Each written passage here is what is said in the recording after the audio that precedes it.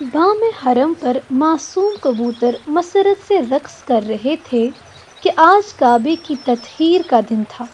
ہجرت کے دن سے لے کر آج تک ارض حرم کا ذرہ ذرہ دلگیر تھا، مگر اب ان کے دن پھر گئے تھے۔ بے جان ذروں کے منہ میں زبان آ گئی تھی اور گویائی بھی زبان حال سے عرض کر رہے تھے، حضور صلی اللہ علیہ وسلم جب سے اب یہاں سے تشریف لے گئے ہیں، ہم پر مسرت کی ایک سحر بھی طلوع نہیں ہوئی۔ ہم اسی دن سے سرکار کی راہ دیکھ رہے ہیں۔ ہم پر کیسے کیسے سخت وقت گزرے ہے اور کیسی کیسی بھیانک خبریں ہم تک پہنچی ہے۔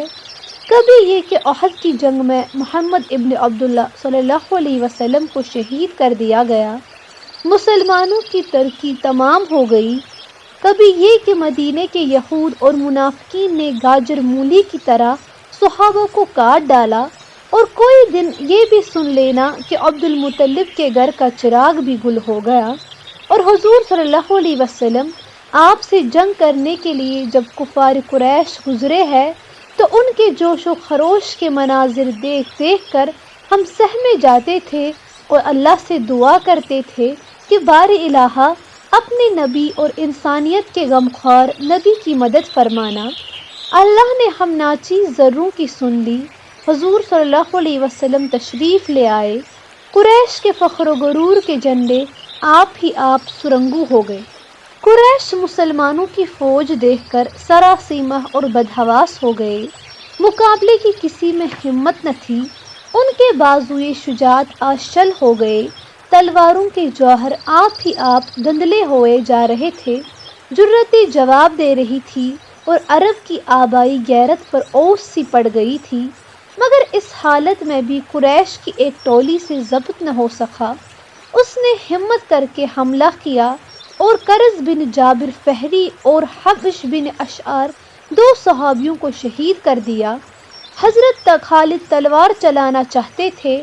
وہ دیکھ چکے تھے کہ سعد بن عبادہ کے یہ الفاظ کہ آج گمسان کا دن ہے، کعبہ آج حلال کر دیا جائے گا، رسول اللہ صلی اللہ علیہ وسلم کو پسند نہیں آئے، مگر جب کہ دوسری طرف تلواریں اپنا کام کر رہی تھی، طرح دے کر خاموش بیٹھے رہنا اور معرکہ جدال و قتال سے صرف نظر کرنا بھی کسی بھی طرح مناسب نہ تھا۔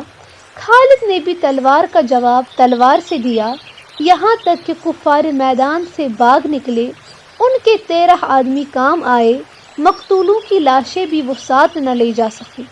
خالد کے تیور اتاب آلودہ تھے، ننگی تلوار پر کافروں کے لہو کا غازہ ملا تھا۔ حضور صلی اللہ علیہ وسلم نے خالد سے باز پرس فرمائی۔ خالد اور دوسرے صحابہ نے پورا واقعہ بے کم و کاست بیان کر دیا۔ معلوم ہوا کہ جنگ کا آغاز کفار قریش نے کیا تھا، چھیڑ چھاڑ انہی کی طرف سے ہوئی، حملہ آور وہی لوگ تھے۔ مسلمانوں کو بدرجہ مجبوری مدافعت کے لیے تلوار اٹھانی پڑی۔ مسلمان خاموش رہتے تو خود ارض حرم میں بدر و واحد کی تاریخ دہرائی جاتی۔ اس اطلاع کے بعد زبان نبوت سے ارشاد ہوا کہ حکم الہی یہی تھا۔ مکہ میں مقام کیف کو حضور صلی اللہ علیہ وسلم کے قیام گاہ کا شرف حاصل ہوا۔ کیف بنو ہاشم کی مظلومیت اور بے کسی کی تاریخ اپنے سینے میں چھپائے ہوئے تھا۔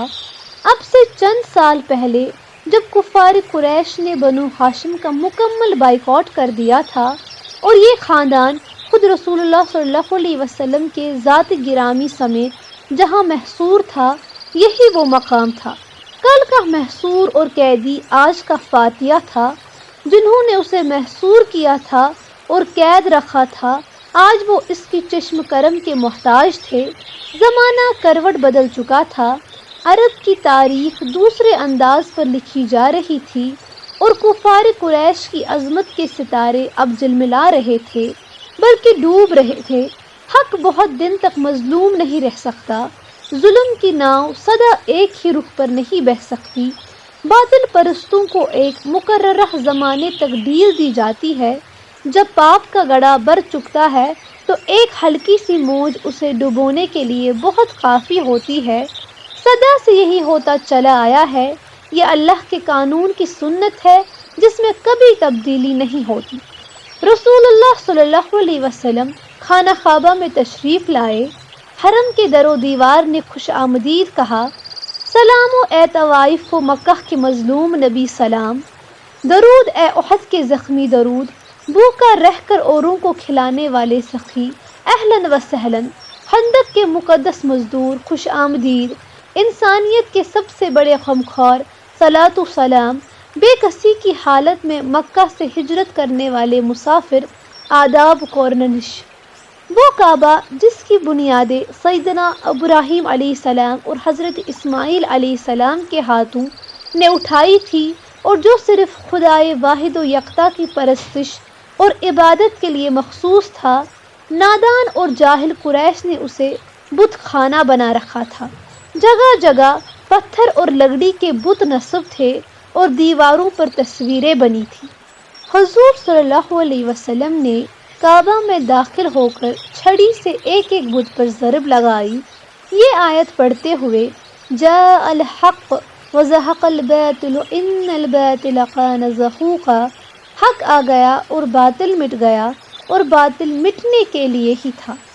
بت ٹوٹ ٹوٹ کر زمین پر گرنے لگے، جن کے روبرو صدیوں قریش کی پیشانیاں خم ہوئی تھی، آج وہ خود زمین بوس بلکہ پامال ہو رہے تھے۔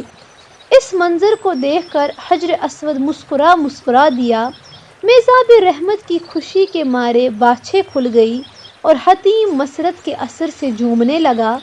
کفار مکہ نے کعبہ کی دیواروں پر پیغمبروں اور فرشتوں کی تصویریں بھی اپنے وہم و خیال کے زور سے بنا دی تھی۔ ان میں حضرت ابراہیم علیہ السلام اور حضرت اسماعیل علیہ السلام کی تصویریں بھی تھیں۔ دکھایا گیا تھا کہ دونوں مقدس پیغمبروں کے ہاتھوں میں قمار بازی کے تیر ہے۔ حضور صلی اللہ علیہ وسلم نے ان تصویروں کو مٹاتے ہوئے ارشاد فرمایا، یہ قوم نہیں جانتی کہ انبیاء ہرگز جوا نہیں کھیلتے۔